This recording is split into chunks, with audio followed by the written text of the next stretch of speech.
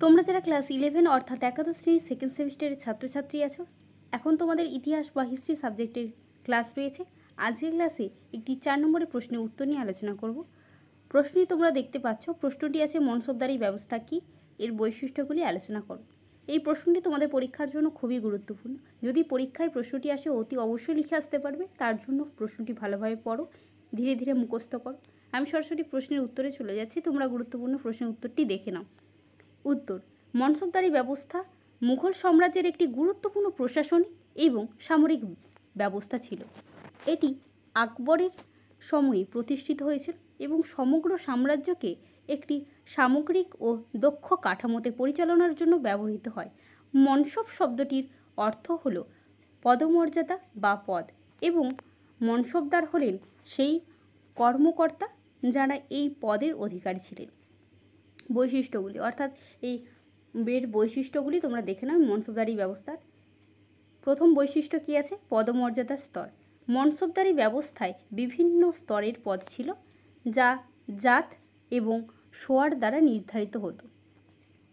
জাত ছিল মনসবদারের সামগ্রিক পদমর্যাদা এবং প্রভাবের চিহ্ন, যেখানে সোয়ার ছিল তার অধীনে থাকা ঘোড়সওয়ারদের সংখ্যা। মনসবদারদের মধ্যে স্তর 10 থেকে 5000 বা তারও বেশি পর্যন্ত হতে পারত। দ্বিতীয় পয়েন্ট কী আছে? বেতন এবং ভাতা। মনসবদারদের বেতন নির্ধারণ করা হতো তাদের জাত অনুসারে। এই বেতনগুলি নগদে দেওয়া হতো বা জমির আয় থেকে সংগ্রহ করা হতো, যা জাগির নামে পরিচিত ছিল। এর পরবর্তী পয়েন্টটি দেখে নাও। 3 নম্বর পয়েন্ট অর্থাৎ পরবর্তী পয়েন্টটি তোমরা দেখে নাও।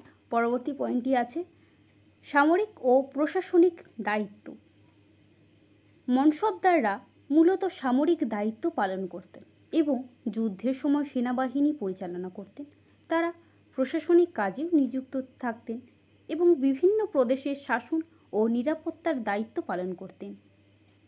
4 নম্বর পয়েন্ট কী আছে তোমরা দেখে নাও। 4 নম্বর পয়েন্ট আছে স্থানান্তর যোগ্যতা।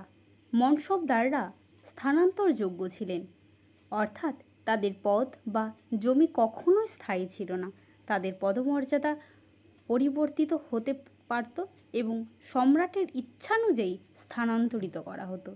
এরপর 5 নম্বর পয়েন্ট কী আছে তোমরা দেখে নাও। 5 নম্বর পয়েন্ট আছে সম্রাটের নিয়ন্ত্রণ। মনসবদারি ব্যবস্থা সম্রাটের নিয়ন্ত্রণে ছিল এবং সম্রাটের অনুমোদন ছাড়া কোনো মনসবদার নিজের পদমর্যাদা পরিবর্তন করতে পারতেন না। এরপর তোমাদের একটি উপসংহার লিখতে হয় শেষে। এই উপসংহার তোমরা লিখবে, খুব ছোটোভাবে উপসংহারটি লেখা আছে, তোমরা দেখে নাও। মনসবদারি ব্যবস্থা মুঘল সাম্রাজ্যের শক্তিশালী ও কার্যকরী প্রশাসনিক কাঠামো হিসেবে কাজ করেছিল। এটি সাম্রাজ্যের বিস্তার এবং স্থিতিশীলতা বজায় রাখতে সাহায্য করেছিল।